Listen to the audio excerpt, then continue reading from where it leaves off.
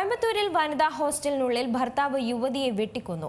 തിരുനെൽവേലി സ്വദേശിനി ശ്രീപ്രിയയാണ് മരിച്ചത്. കോയമ്പത്തൂരിലെ വനിതാ ഹോസ്റ്റലിനുള്ളിൽ ഭർത്താവ് യുവതിയെ വെട്ടിക്കൊന്നു. തിരുനെൽവേലി സ്വദേശിനി ശ്രീപ്രിയയാണ് മരിച്ചത്. കോയമ്പത്തൂരിലെ ഒരു സ്വകാര്യ സ്ഥാപനത്തിൽ ജോലി ചെയ്യുകയായിരുന്നു ഇവർ. ഭർത്താവ് ബാലമുരുകനുമായി പിരിഞ്ഞു താമസിച്ചിരുന്ന യുവതി വനിതാ ഹോസ്റ്റലിലാണ് കഴിഞ്ഞത്.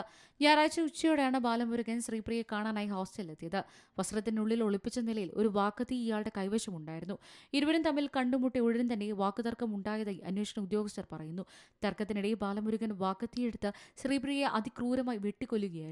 കൃത്യം നടത്തിയ ശേഷം ഭാര്യയുടെ മൃതദേഹത്തിനൊപ്പമിരുന്ന പ്രതി സെൽഫി എടുത്തു. വഞ്ചനയുടെ ഫലം മരണമാണെന്ന കുറിപ്പോടെ ചിത്രം ബാലമുരുകൻ തന്റെ വാട്സ്ആപ്പ് സ്റ്റാറ്റസാക്കി വെക്കുകയും ചെയ്തെന്ന് പോലീസ് പറയുന്നു.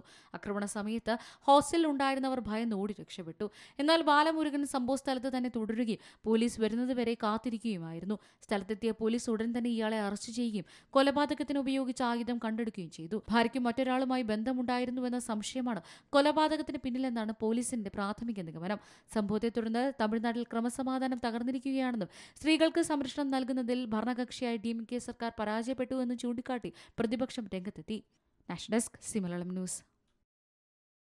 ഏറ്റവും പുതിയ വാർത്തകളും വിശേഷങ്ങളും വിരൽ തുമ്പിലറിയാൻ സി മലയാളം ന്യൂസ് എല്ലാ ഡിജിറ്റൽ പ്ലാറ്റ്ഫോമുകളിലും ലഭ്യം.